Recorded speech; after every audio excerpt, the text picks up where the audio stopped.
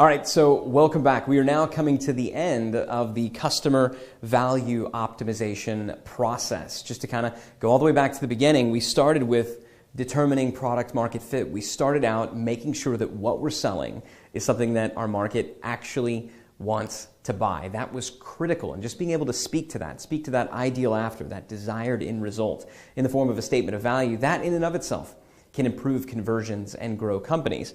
But we moved on and we got more tactical, and then that's where we talked about the lead magnet, the entry point of the funnel, and how by having a specific lead magnet, and in many cases many specific lead magnets, we can not only broaden the funnel, but we can actually have multiple funnels into which leads and prospects can flow into. Then we talked about the tripwire and how by lowering the barrier to entry, by making it as simple as possible to change that relationship, to go from being a lead or a prospect into a buyer, into a customer, and how that's important. You know, not just from a, yay, we got some money, but from a perspective of we're increasing the commitment and the intimacy with the buyer. So that also is another aspect of the funnel that we can optimize to get more conversions and to get more sales. Then we went into the profit maximizer, and we talked about how the different types of profit maximizers that you have available can all increase your margin, increase your profit, and how that profit is crucial to growth because of the one kind of fundamental law of business growth, which is that he or she who is able and willing to spend the most to acquire a customer wins. So we got more leads, we've got more conversions, more customers, we increased the margin. Now it's time to handle all those people that came in that signed up over here in the in the lead magnet. What about those? And that's where the return path takes over. That's what we're talking about here, the return path. Because the fact is we know that most sales don't occur on the first visit. We've been told this, right? And intuitively we know it. But we've heard, anywhere from it takes 7 to 12 contacts to close a sale, depending on who you're talking to. 7 to 12. Whether it's 7, 8, 9, 10, 11, 12, it doesn't matter. Everybody agrees it's more than one.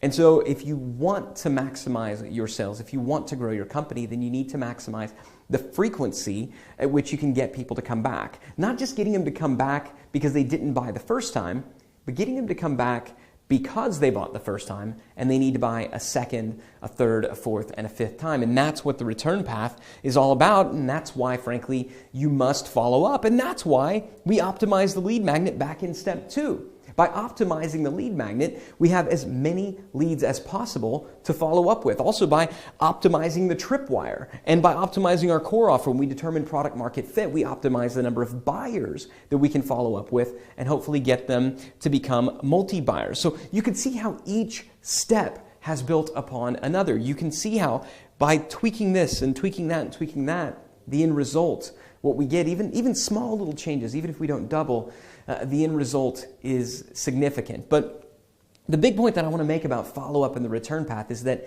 it's not just email. Email today is what most of us think of when it comes to the return path, but it's not just email. The return path is actually made up of 4 different types. There's just constant strategic communication, always being there. Right? Always being there, always being top of mind, not letting them forget about you. That's a big part of the return path. We'll talk about some ways to do that. There's exit offers. Specifically, what happens when they arrive and then to your website and then they start to leave? Can you make them an offer in that time? You should, and I'll give you some examples of some different types of exit offers that you could be making. There's also retargeting.